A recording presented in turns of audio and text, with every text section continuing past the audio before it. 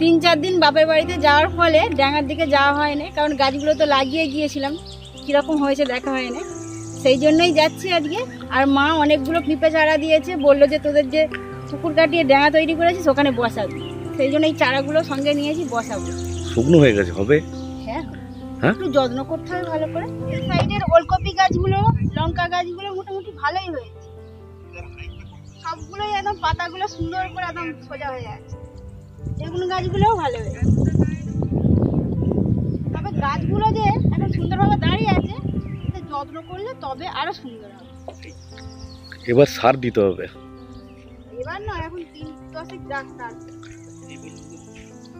কিছু কিছু টমেটো চারা নষ্ট হয়ে গেছে অনেক জায়গায়, মানে এই টমেটো চারাগুলো তো পরের দিনে লাগিয়েছিলাম, সেই জন্য কিছু কিছু মানে টমেটো চারা নষ্ট হয়ে গেছে। যা টমেটো গাছ বসানো হয়েছে 150 টমেটো চারা, হ্যাঁ অনেক, তার মধ্যে হয়তো 10টা নষ্ট। পুকুর চাষে তো আমাদের অত নলেজ নেই, তো সেই কারণে এই পরিস্থিতি হয়েছে পুকুরের। এখন কি করে এগুলোকে তুলবো সেটাও ভাবছি। আর পুকুরের যে ডিপটা আছে, মানে জল অন্তত 2.5 থেকে 3 মানুষ জল আছে। পুকুরের যে লেন্থ হাইট সেটাও তো কম নয়, দেখুন কত বড় এরিয়া।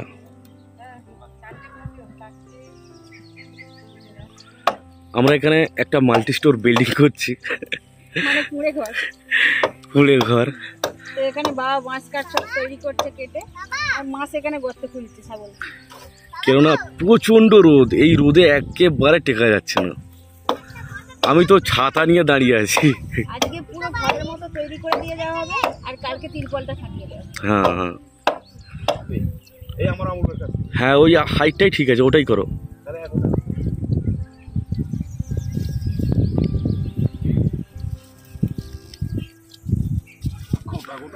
যত বেলা বাড়ছে তত মানে রোদের তাপটা বেড়ে যাচ্ছে।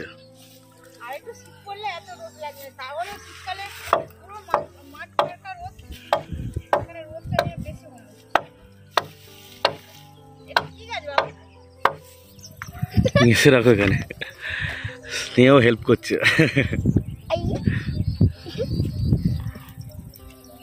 মোটামুটি খাঁচাটা হয়ে গেছে, এবার উপরের বাঁধনগুলো দিতে হবে। খিদে পেয়ে গেছে, মা তো রান্না করছে।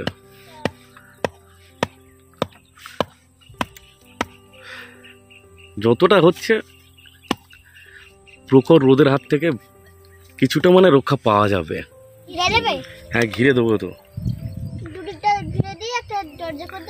হ্যাঁ কেন না ঘিরলে কি হবে?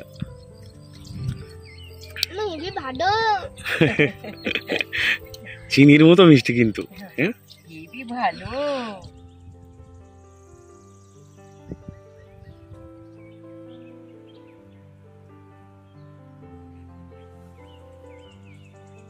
মা বাবা মাঠে কাজ করছে, আর আমি বাড়িতে চলে এসেছিলাম। এসে কারণ দুপুর অনেকটাই হয়ে গিয়েছিল, বাড়িতে এসে আমি রান্না করেছি, ভাত, তরকারি, চিংড়ি মাছের ঝাল করেছি, রুই মাছের কারি করেছি, আর এটা ছোট্ট গুঁড়ো গুঁড়ো চিংড়ি মাছের ঝাল। আমাদের এখানে এই চিংড়ি মাছগুলোকে বলা হয় ঘুষো চিংড়ি।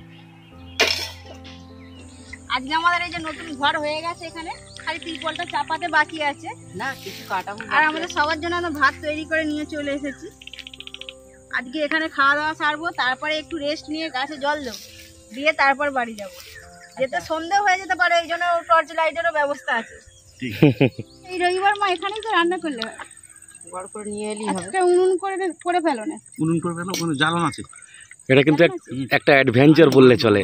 হ্যাঁ এই জায়গায় রান্না করে খাওয়া রাত্রেবেলা তো আরো ভালো।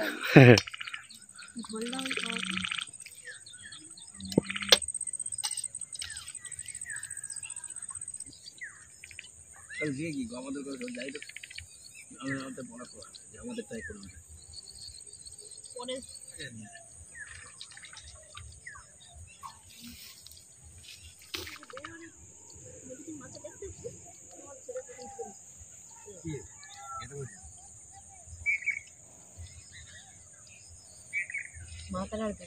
এগুলোতে বাবা বিম করে দানা বসিয়ে দিয়ে গিয়েছিল, 2-3 দিনের মধ্যে পুরো 1 আঙুল করে গাছ বেরিয়ে গেছে।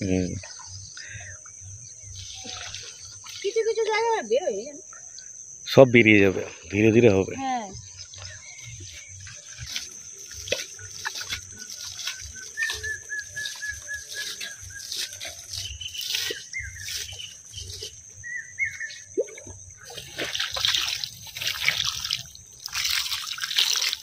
কড়াই গাছগুলো সব বেরিয়ে গেছে, দেখে খুবই ভালো লাগছে। আর এমনি তো যে কটা চারা গাছ লাগানো হয়েছিল সব কটা গাছই একদম স্ট্রং হয়ে আছে। এবার ধীরে ধীরে ওদেরকে যত্ন করার পর বড় হবে। কিছুদিন পর খোল দিতে বলেছে, তো খোলগুলোও দেওয়া হবে, খোল পচিয়ে। আর এখন যে কাজটা বাকি আছে, পেঁপে গাছগুলো বসাতে বাকি আছে। পেঁপে গাছগুলো বসানো হবে আর একটা উনুন তৈরি করা হবে, তারপর আজকে বাড়ি যাব সব কাজ মিটিয়ে। পুরো পাটটা মাই পুকুর থেকে জল ছুঁড়ে ছুঁড়ে দিয়ে পুরো পাটটাই দিয়ে দিয়েছে। আমি তো অল্প জল দিয়েছি বালতিতে করে। এইখানটায় পালং দানা দেওয়া হয়েছে। পালং দানাগুলো এখন যদিও বেরোয় না, কারণ পালং দানা বেরোতে দেরি হয়। আর 2-3 দিন ভিজিয়ে রাখার পর বাবা ছড়িয়ে দিয়েছে, আর কিছুদিন পরে বেরিয়ে যাবে। আর পালং দানা দেওয়ার পর একদম ডুবিয়ে জল দিতে হয়। দুবেলায় বাবা সকালে দিয়েছিল, মা আবার বিকেলে দিল।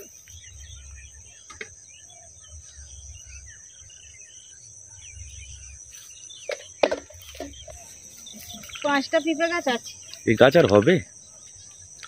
কি হয়, অত দূর থেকে বয়ে নিয়ে এলাম, মা দিল, শুকনো হয়ে গেছে। নিয়ে যা, শিকড় ভালো আছে তো, হয়ে যেতে পারে। হ্যাঁ হ্যাঁ,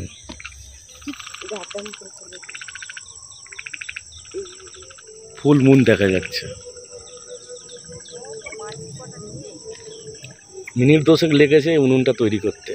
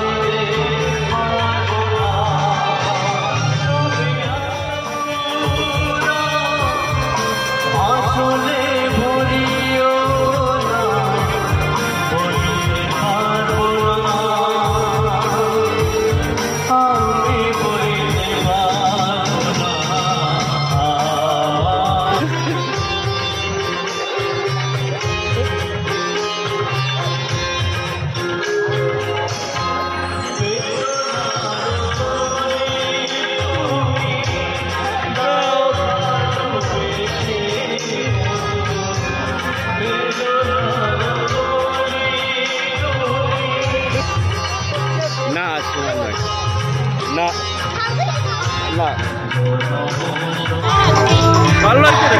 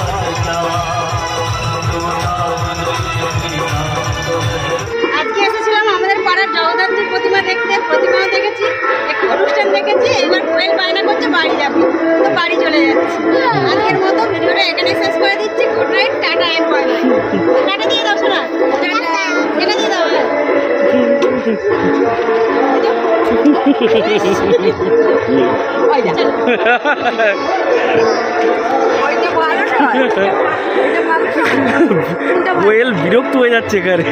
আর অফিসটা ভালো লাগে না।